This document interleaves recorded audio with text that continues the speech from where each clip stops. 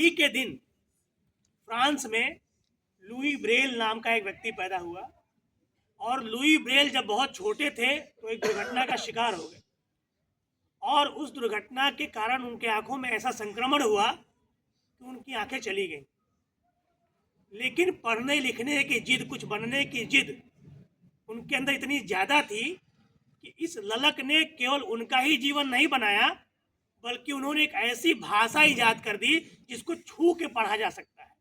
एक खास तरह का कोड होता है, स्पर्श कोड कहते हैं, उन्होंने तैयार किया और बाद में जितने दृष्टिबाधित लोग हैं जो आंखों से देख नहीं सकते, वो लोग छू करके पढ़ सकते हैं और इस लिपि को ब्रेल लिपि कहा जाता है। ठीक है, इस लिपि को ब्रेल लिपि कहा जाता है। इसलिए आप लोग को बता रहे हैं कि जो भी दृष्टिबाधित लोग हैं जो आंखों से नहीं देख सकते, वो अपने पढ़ने लिखने के लिए, उनको पढ़ाने लिखाने के लिए हम लोग जिस किताबों का इस्तेमाल करते हैं वो खास प्रकार की किताबें होती हैं, उसको हम लोग ब्रेल लिपि में लिखा जाता है या कहा जाता है कि ब्रेल लिपि में वो पढ़ रहा है। और इसका आविष्कार कह लीजिए, इसका रचना कह लीजिए, लुई ब्रेल ने किया था, जिनके नाम पे इसको ब्रेल लिपि कहा जाता है। और उनका जन्म आज ही के दिन 1809 में हुआ था। तो आज के दिन उनको हम लोग याद करते हैं क्योंकि ये बहुत बड़ा क्रांतिकारी कदम था दुनिया के लिए।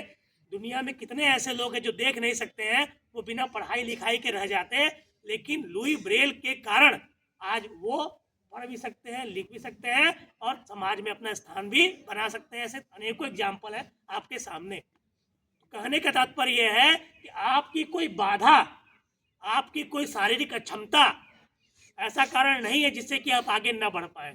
अगर मन में लगन हो, प्रयास करेंगे तो अपने लिए तो रास्ता बनाएंगे ही, अन्य लोगों के लिए भी आप रास्ता बना सकते हैं। भारत में सूरदास के बारे में पढ़े हो, अंधा होने के बाद भी कितना उन्होंने लिखा।